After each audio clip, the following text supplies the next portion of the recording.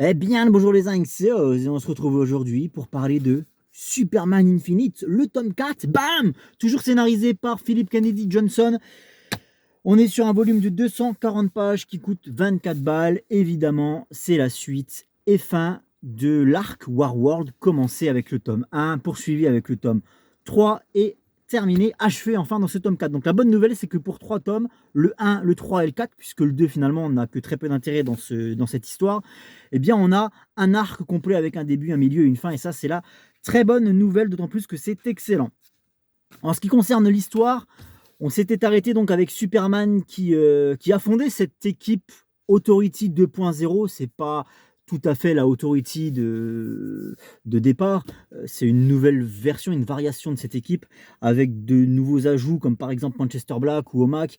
Et quoi qu'il arrive, voilà, on retrouve les anciens euh, Midnighter et Apollo. Et avec cette équipe, Superman s'était dirigé sur le Warworld.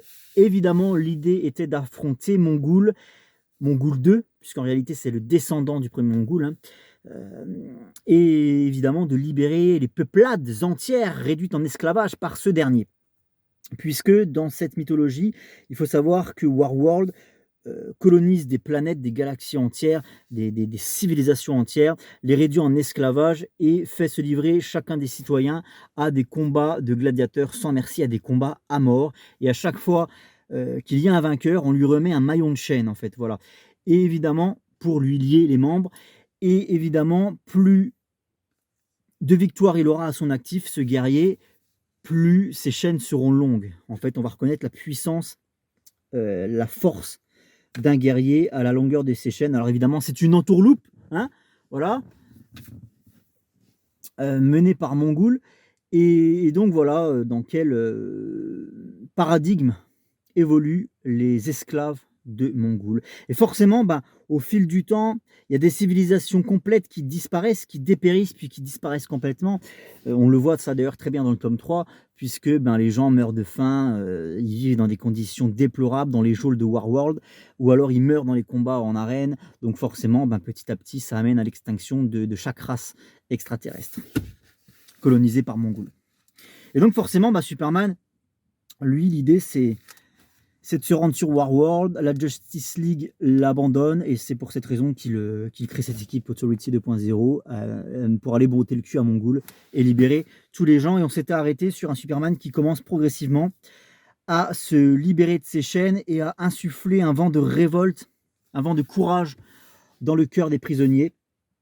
La révolution gronde, voilà, en Warworld, menée d'une main de fer par ce Superman gladiateur, plus guerrier que jamais, bordel, il est badass, là, torse nu avec son plastron en métal, et enfin, je sais même pas si c'est du métal, mais on s'en fout, et sa cape rouge qui vole au vent, c'est incroyable. Regardez-moi ça. Boum! Sur la première partie de ce tome 4, on a les épisodes Action Comics, puisqu'on ne parle pas de la série Superman, on parle ici de la publication VF de la série Action Comics. On a les épisodes 1042 à 1046, et donc on n'est pas sur la fin de l'arc, parce que ce qui est très, très étrange, c'est que la fin de cet arc, elle intervient dans un numéro unique qui s'appelle Superman Warworld Apocalypse et qui clôture le livre. C'est très étrange qu'on ait fait un numéro juste pour ça, en fait, pour la fin de l'arc. Je ne comprends pas spécialement le principe, mais bon, pourquoi pas. Et on retrouve également un annual en ces pages, le Action Comics 2022. Voilà. C'est toujours aussi génial. Vraiment, j'étais pas spécialement enthousiaste après avoir lu le tome 1, mais il y avait quand même des bonnes idées, il y avait un bon feeling, il y avait quelque chose qui m'a fait aller sur la suite, notamment sur le tome 3. Et là, par contre, le tome 3, j'avais pris ma petite claque, j'avais trouvé ça dantesque, génial. Moi, quand les super-héros sont traînés dans la boue, sont mis plus bactères, c'est le cas de Superman ici, qui, privé de ses super-pouvoirs, bah forcément, il en chie contre Mongul. Et j'avais trouvé ça génial, vraiment. Le tome 3, là, waouh, waouh, waouh, j'ai pris ma petite claque. Très clairement, la meilleure lecture Infinite pour moi, tout personnage confondu. Et ben là, ça concrétise, en fait, tout simplement. Voilà, ça confirme que c'est une petite branlée. Alors, par contre, sur la fin de cet arc, j'ai relevé un petit défaut en ce qui me concerne. Voilà, cet avis ne regarde que moi. Je vous invite évidemment à vous forger le vôtre en allant de ce pas en librairie vous fournir cette histoire incroyable. Petit défaut en ce qui me concerne, c'est que j'ai trouvé qu'il y avait un surplus une surabondance de lore, en fait. C'est-à-dire que, déjà, on a beaucoup de contexte, on a beaucoup de lore dès le tome 1, surtout sur le tome 3, puisqu'on est sur un contexte cosmique, hein, donc forcément, il y a beaucoup de civilisations, il y a de l'historique, il y a plein de choses.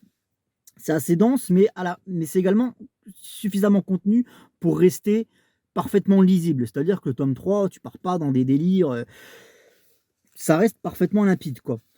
Et là, je trouve que sur la fin de l'arc, eh ben, il y a peut-être, ouais, une surabondance, un surplus de lore, qui aide pas à la parfaite lisibilité du truc, en fait. Tu vois, si je prends l'exemple, alors je vais essayer de vous retrouver ça. Les petits gars, bougez pas, restez là, restez là. Une fois de plus, l'idée, c'est de pas non plus complètement vous révéler l'intrigue, parce que je pars du principe où il y a peut-être des gens qui ont fini l'histoire et qui veulent savoir ce que j'en ai pensé parmi vous, mais il y a aussi des gens qui attendent d'avoir des avis ici et là sur Internet pour savoir s'il faut investir dans cette lecture, hein. Donc l'idée, c'est de ne pas spoiler, on est d'accord. Et donc, tout le délire avec ce bébé dans sa capsule jaune, là, protégé par une espèce de tarentule mécanique, robotique, on sait pas trop, une IA, quoi. Bah, je suis complètement passé à travers, quoi. Je trouve que ça alourdit le récit, rajouter des personnages comme ça qui servent quoi uniquement de Deus Ex Machina sur la fin du truc.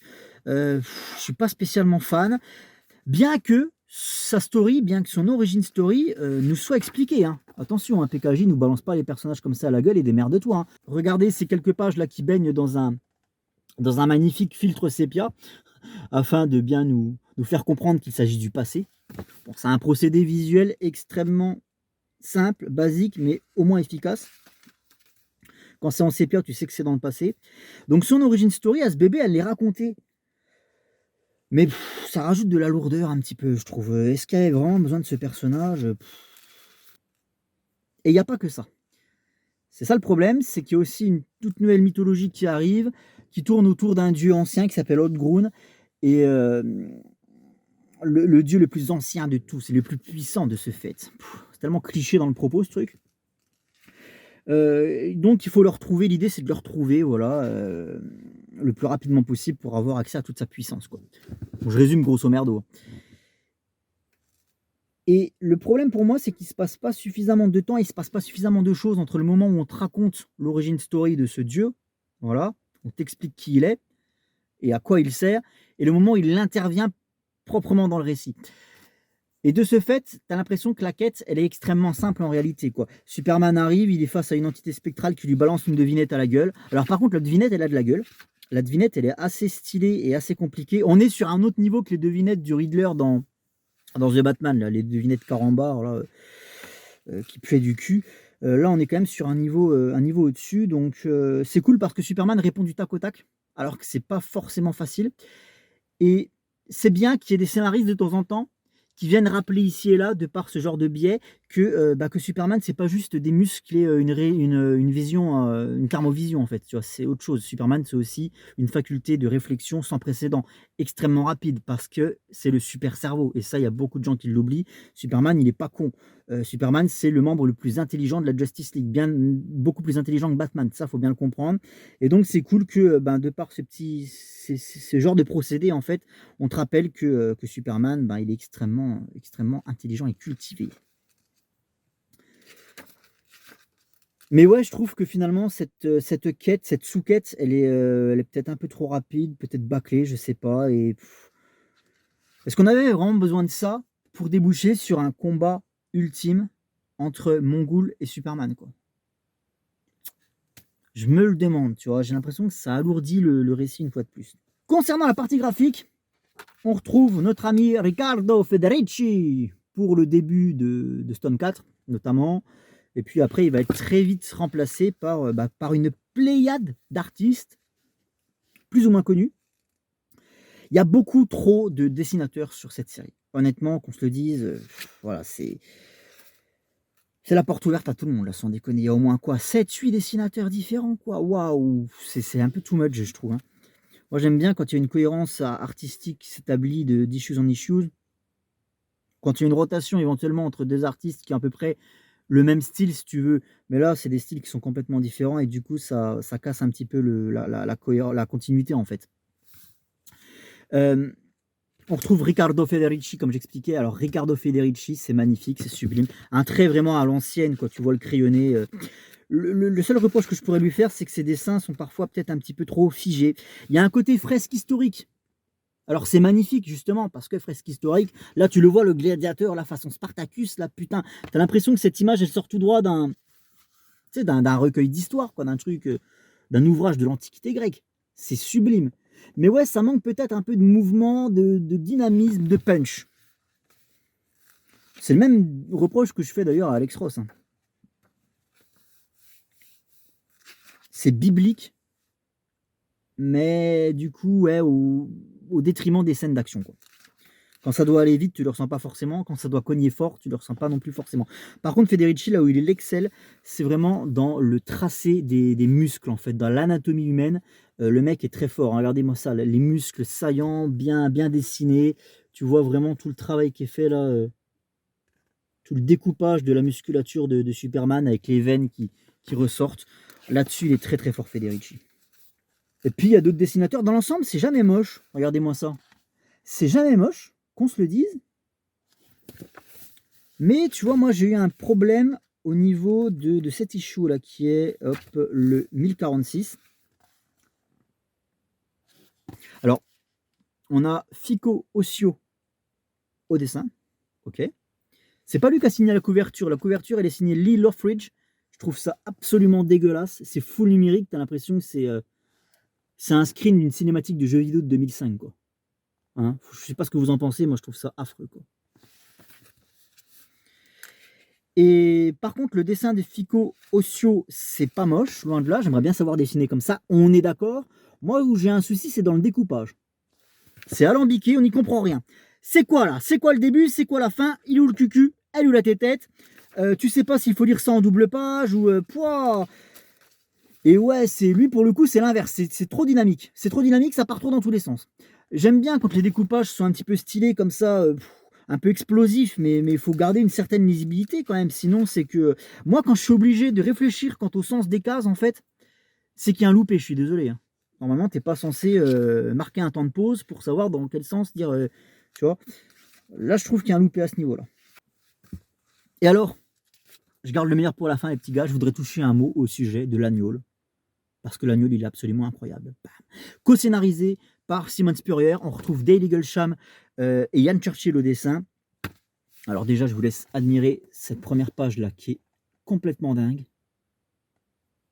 Superman dans son plus bel appareil, dans son plus bel écran, j'ai envie de dire. Ça nous raconte un pan oublié du passé de Clark Kent à Smallville, voilà. Lorsqu'il était jeune enfant. Et sa mère qui va finalement aider à ce que son fils se façonne sa propre idéologie, en fait, hein. C'est-à-dire qu'elle va lui apprendre le partage, le respect de l'autre, évidemment, l'abnégation, le sacrifice, quelque part. Et en parallèle, en fait, on nous raconte également l'origine story de ce Mongul numéro 2, qui lui a été rejeté avec sa mère sur une planète annexe à Warworld. En fait, il s'agit d'une déchetterie à ciel ouvert, une décharge à ciel ouvert, dans laquelle il va devoir se battre contre des chiens la nuit, des chiens enragés qui viennent les bouffer. Enfin, tu vois, c'est deux histoires complètement différentes. En fait, c'est deux origines story qui rentrent parfaitement en opposition. Et moi, j'aime bien quand on met en opposition les deux origines story des personnages principaux, le super-héros d'un côté et le super-vilain de l'autre. Ça me rappelle les bons films de super-héros de mon enfance, hein, Batman de 89, Spider-Man de Sam Raimi, voilà. Quand on met dès le départ comme ça une opposition franche entre le gentil et le méchant, entre le bien et le mal, il n'y a rien de tel pour me faire plaisir. Et ouais, son passé à lui, il dénote complètement avec celui de Clark Kent, hein. D'ailleurs, ça se voit au niveau des couleurs utilisées. Alors, le dessin est juste sublime, je vous laisse admirer. C'est très compliqué pour moi de parler de dessin, vous le savez, j'ai pas fait d'études dans le domaine, j'ai pas envie de dire de conneries. Mais voilà, le dessin, il est juste incroyable. Et moi, ce qui me tape dans l'œil, c'est les couleurs utilisées. Parce qu'on a, une fois de plus, le parfait contraste ici entre le passé, on va dire, relativement calme, finalement, apaisé, de Clark Kent, malgré les difficultés qu'il rencontre au quotidien. Ça reste, je veux dire, il a à bouffer dans le frigo, il a des parents qu'il aime, il a des copains, il joue au foot, je veux dire, ça va, quoi. Il est à Smallville, dans une petite bourgade du Kansas, où il fait bon vivre. Il y a du soleil, on a des couleurs printanières, tu vois, c'est lumineux, c'est vert, verdoyant, voilà.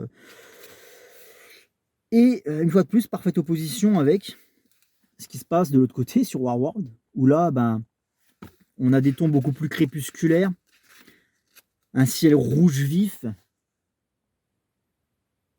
Voilà, c'est toute la rage et la fureur de ces personnages, le désarroi, le désespoir même de ces personnages qui est, comment dire, qui se ressent dans les couleurs utilisées. Toute la violence également de ce passé. C'est touchant. Ça fout la larme à l'œil, mais ça ne verse à aucun moment dans le tire-larme facile. C'est pas le truc racoleur où allez, sortez les violons, on va chialer quoi. Non, franchement, c'est juste émouvant comme il faut, c'est voilà, c'est subtil. Et ça, j'ai beaucoup aimé. Bref, les petits gars, Superman Infinite, c'est très clairement le haut du panier, ce qui se fait de mieux dans la collection Infinite, et de très loin, ça éclate tout le reste. De toute façon, c'est de la merde cette saga Infinite là. Mais vraiment, Superman, lui, il sort du lot et ça fait plaisir pour une fois que ce soit lui qui brille plus que les autres. Bordel, ça fait plaisir. Je vais vous faire une petite confidence, tiens, en parlant d'Infinite. J'ai lu Superman Son of Kal-El. Voilà, donc j'ai lu le premier tome, ouais, bof, un peu osef, bon, c'est pas suffisamment mauvais pour que je ne lui laisse pas une chance pour le deuxième tome. Donc je suis allé sur le deuxième tome, ok, et là j'ai compris quelque chose. Là tout de suite, tu vois, il y a quelque chose qui m'a frappé. J'ai compris que ce que je disais, c'était de la merde en fait. C'était de la merde, pourquoi c'était de la merde? Parce qu'en fait, il se passe rien, bordel. Il se passe rien. Tu lis un truc, ça te laisse de marbre. En fait, il m'a fallu 2 tomes pour me rendre compte que le tome 1 m'avait fait cet effet, en fait. En fait, ça m'a aspiré toute mon énergie vitale. Quand je lisais ce truc, j'étais un zombie, un mort-vivant. Il se passait tellement rien. On te fait croire qu'on te raconte quelque chose, mais en fait, il n'y a rien concrètement. Tu te dis, mais qu'est-ce que j'ai lu, quoi? Et quand je suis arrivé au bout, je me suis dit, non, c'est pas possible, je ne peux pas continuer. Là, je suis en train de dépérir devant ce truc. Et je voulais faire une vidéo review, comme j'ai l'habitude de faire à chacune de mes lectures. Et au final, je me suis dit, mais qu'est-ce que je vais bien pouvoir raconter? Parce que justement, même lui, il raconte rien dans son histoire. C'est merde. Tom Taylor. Même lui, il raconte rien dans son run, la Son of Kal-El. J'ai l'impression que tout est tricoté pour mettre en avant le fait que, bah voilà, super, Jonathan Kent, il est gay en fait, ou le bisexuel. Mais en fait, on s'en fout. En fait, on s'en fout de sa sexualité. Il fait ce qu'il veut en fait. Moi, je veux que tu me racontes une histoire, bordel. Comme ça, voilà, avec des enjeux, avec des gens qui crèvent. Avec de la sueur, de l'adrénaline. Putain, qu'est-ce que c'était nul, c'était le trou noir. C'est un trou noir béant, Superman Son of Kal-El. Et de ce fait, je me suis dit, mais j'ai même pas suffisamment de contenu pour en faire une vidéo. J'ai rien à dire sur ce truc, parce qu'en fait, il n'y a rien à en dire. Pourtant, ça m'a coûté quand même 40 balles en tout, hein, les 2 tomes là.